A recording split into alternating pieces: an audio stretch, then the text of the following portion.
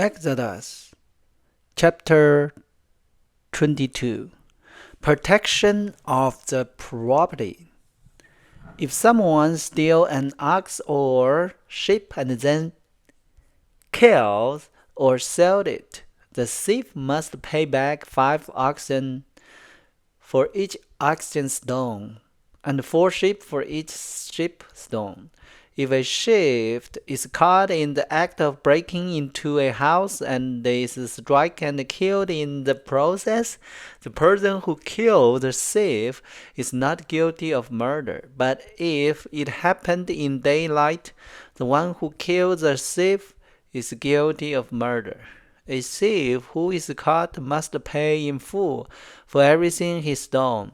If he cannot pay, he must be sold as a slave to pay for his theft.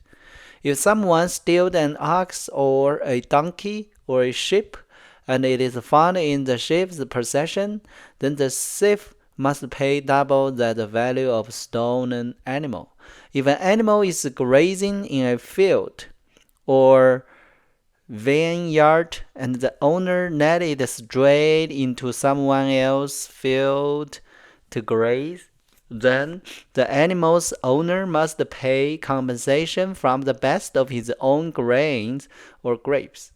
If you are burning horn bushes and fire gas out of control and spread into another person's field, destroy the seeds or the uncut grain or the whole crop, the one who started the fire must pay for the lost crop. Suppose someone leaves money or goods with the labor for safekeeping, and they are stolen from the laborer's house. If the thief is caught, the compensation is double the value of what was stolen. But if the thief is not caught, the laborer must appear before God, who will determine if he stole the property.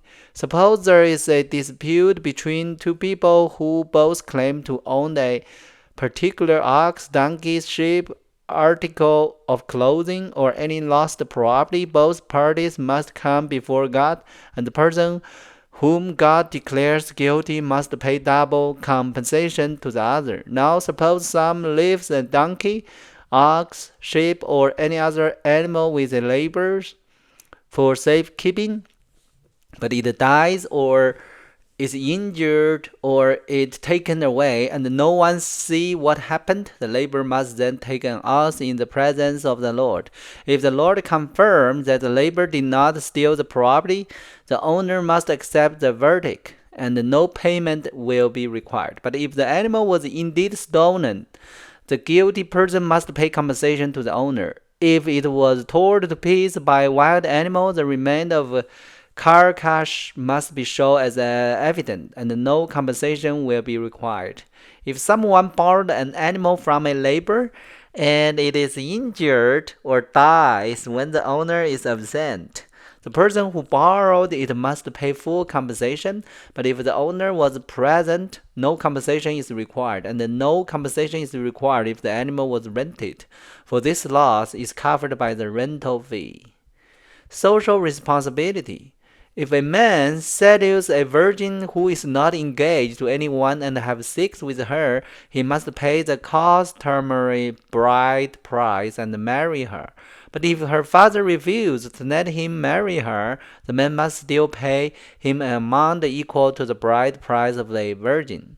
You must not allow the sorceress to live. Anyone who has sexual relationship with an animal must certainly be put to death. Anyone who sacrifices to any god other than the Lord must be destroyed.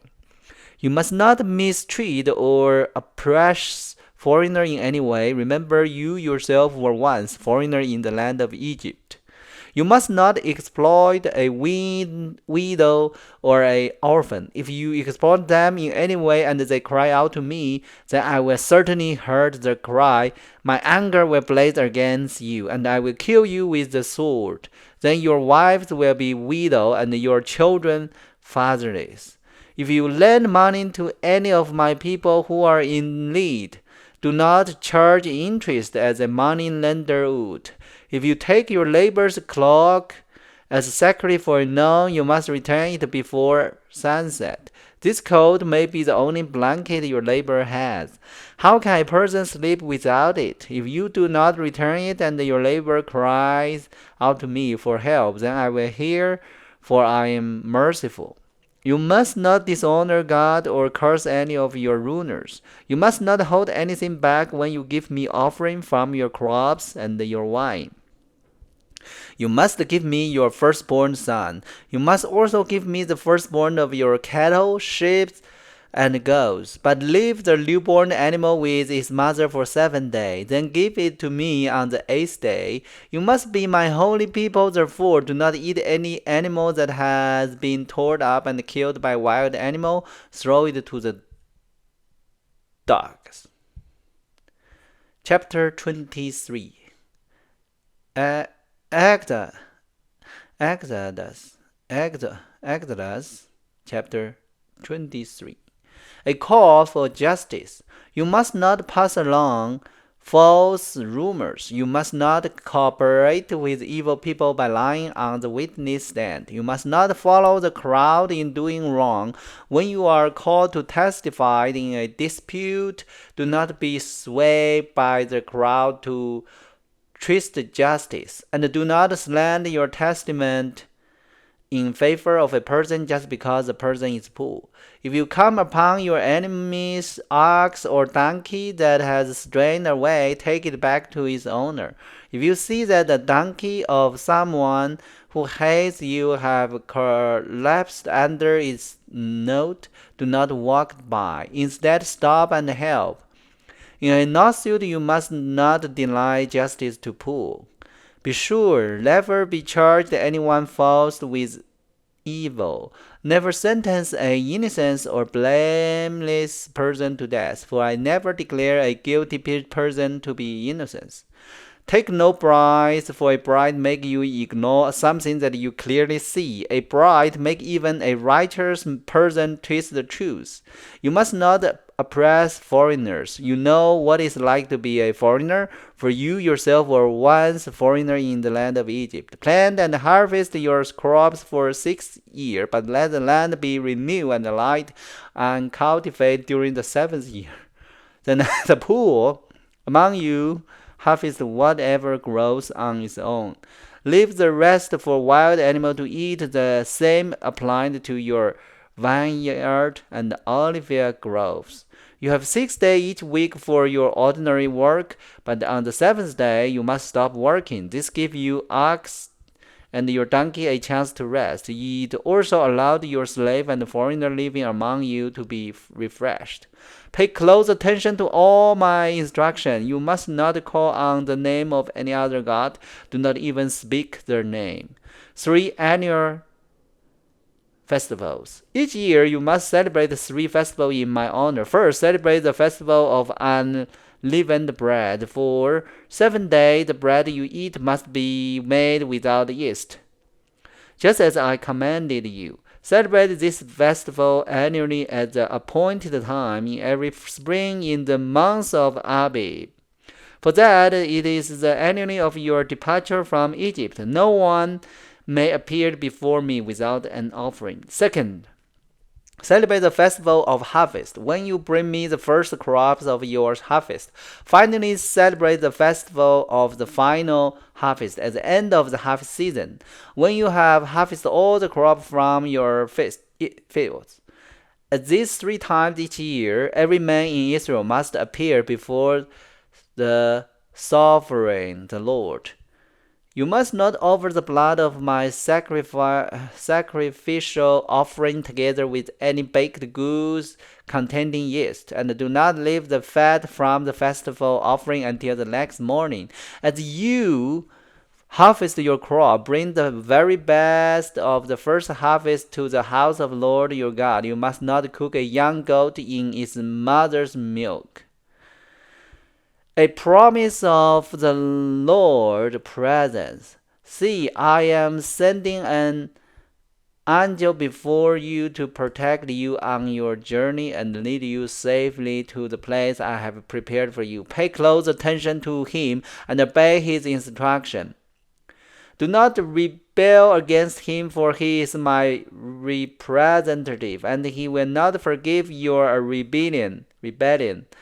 But if you are carefully to obey him, follow all my instructions, then I will be an enemy to your enemies, and I will oppose those who oppose you. For my angel will go before you and bring you into the land of Amorites, Hittites, Perizzites, Canaanites, Hivites, and Jebusites. So you may live there, and I will destroy them completely. You must not worship the God of this nation, or serve them in any way, or imitate their evil practice. Instead, you must utterly destroy them and smash their